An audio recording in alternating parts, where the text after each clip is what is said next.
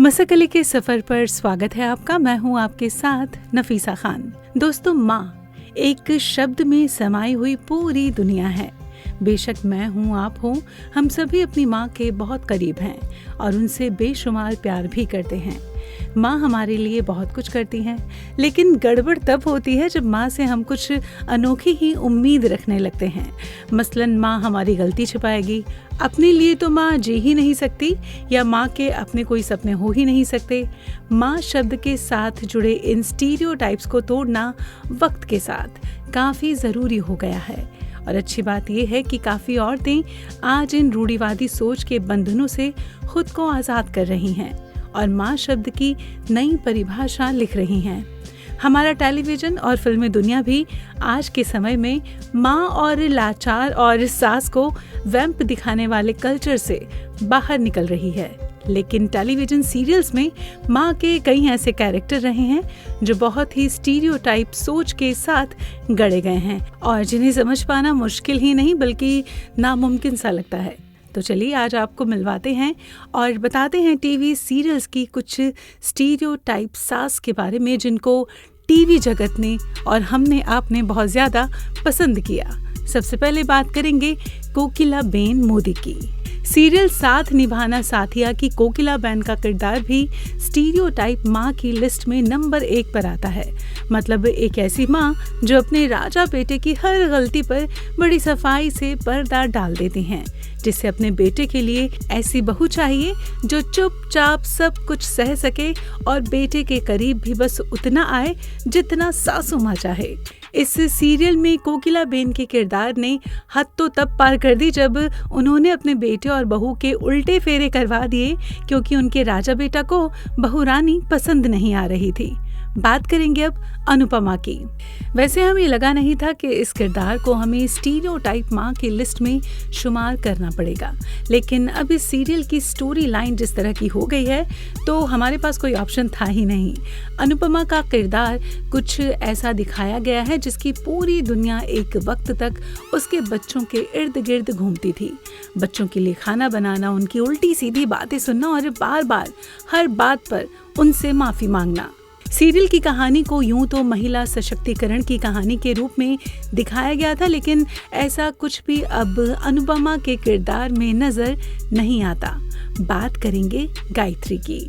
Serial ये रिश्ता क्या कहलाता है में नैतिक की माँ और अक्षरा की सास का किरदार निभाने वाली गायत्री का कैरेक्टर भी काफी ज्यादा स्टीरियोटाइप था। सीरियल में एक सीन था जहां अक्षरा नैतिक के लिए खाने की प्लेट लगा रही होती है और गायत्री आकर उनसे कहती है, नैतिक की प्लेट को किस तरह से लगाना है वो सिर्फ मुझे पता है, अगर प्लेट सही से नहीं लगी तो वो खाना नहीं खाता। मतलब इस बात को डाइजेस्ट करना थोड़ा मुश्किल लग रहा है। इसके अलावा भी इस किरदार में काफी कुछ ऐसा था जो आज की मॉडर्न माँ से मेल नहीं खाता। बात करते हैं सविता की। जी हाँ, सीरियल पवित्र रिश्ता में अर्चना की सास और मानव की माँ यानी सविता का कैरेक्टर भी कुछ ऐसा ही था। हर छोटी छोटी बात पर बेटे और बहू के बीच में इंटरफेयर करना हो या बेटी की जिंदगी पर पूरी तरह कंट्रोल रखने की कोशिश करनी हो, ये किरदार कुछ इसी तरह से लिखा गया था। यूँ तो इस सीरियल को ऑफ एयर हुए कई साल बीत गए हैं, लेकिन यकीन मानिए जिसने भी इस सीरियल को देखा उसे आज भी ये कैरेक्टर बहुत अच्छे से याद है। बात करेंगे कल्याणी देवी की।